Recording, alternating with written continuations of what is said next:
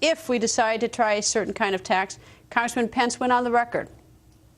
Congressman, nice to see you, sir. Good to see you, Greta. I understand the GOP leadership here on the House side is writing a letter to the debt commission, the President's Debt Commission. Why are you doing this? What do you want? Well, we really want to put down a marker that the answer during the worst economy in 25 years is not to raise taxes on working families, small businesses, and family farms. And it's especially not the right answer to pass a European-style value-added tax, as has been rumored by people in and around the administration, and House Republican leaders are, along with the majority of our colleagues, are going to urge the Debt Commission to take the VAT off the table. Well, has the President ever specifically said it is on the table or off the table?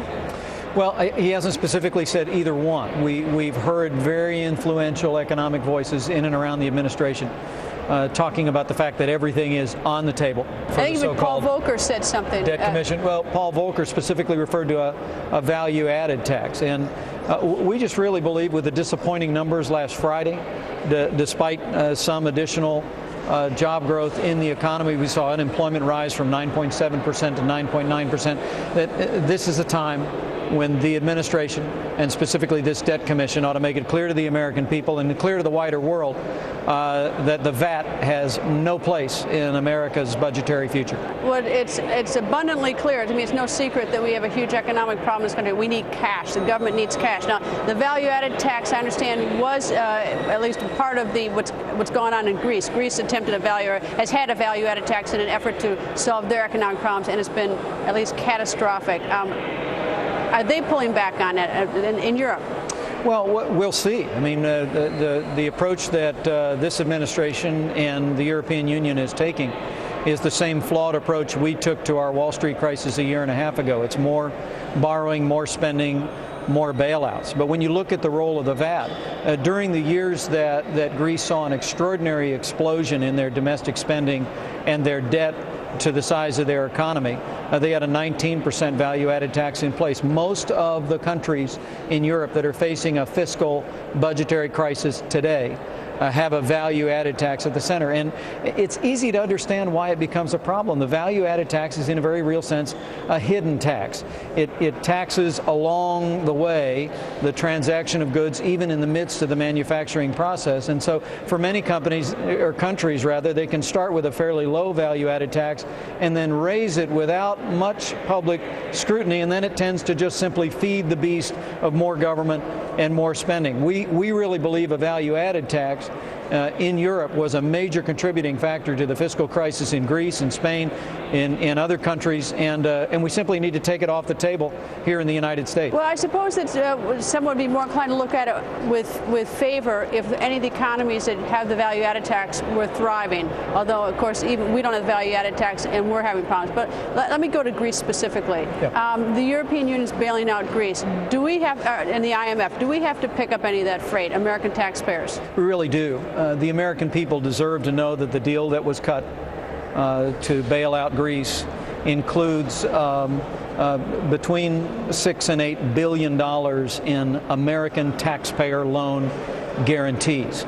And the massive new bailout, the $1 trillion bailout that's being discussed for across the Eurozone, would include more than $50 billion in U.S. taxpayer money in loan guarantees. Look, we're not looking to the European Union to bail out New Jersey or California.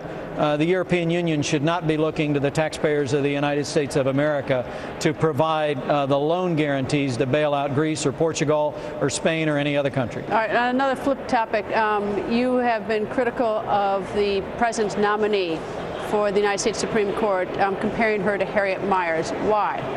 Well, look, you know, as I look at the President's nominee to the Supreme Court, I don't see very much difference between this nominee and Harriet Miers. No one ever gave Harriet Miers a chance. She never got a hearing. There was, I mean, that was part of the problem. Right, Greta, the criticism on Harriet Miers, for good or for ill, a criticism that was sustained by the American public, was that she was a political lawyer for the administration. She had no judicial background whatsoever. But in fairness to her, I always thought it was abundantly unfair. She never got a shot even to be heard. I don't know if that's a fair criticism or not, but no one bothered to even give her a hearing so she could be heard. Well, let me tell you, look, we're talking like I'm telling Greta Van Susteren anything about the Supreme Court.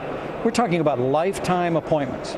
The American people, we believe, and I think the Harriet Miers nomination proved the American people expect that there will be nominees presented by administrations and by presidents who have a record, or at least who have a career of experience where we can determine their judicial philosophy, determine their judicial temperament, and quite frankly, the president's nominee has all the qualifications of Harriet Miers, and I think and hope and trust that we'll have the same reception that she got. There's much more of our interview with Congressman Pence. As you just heard, we do not see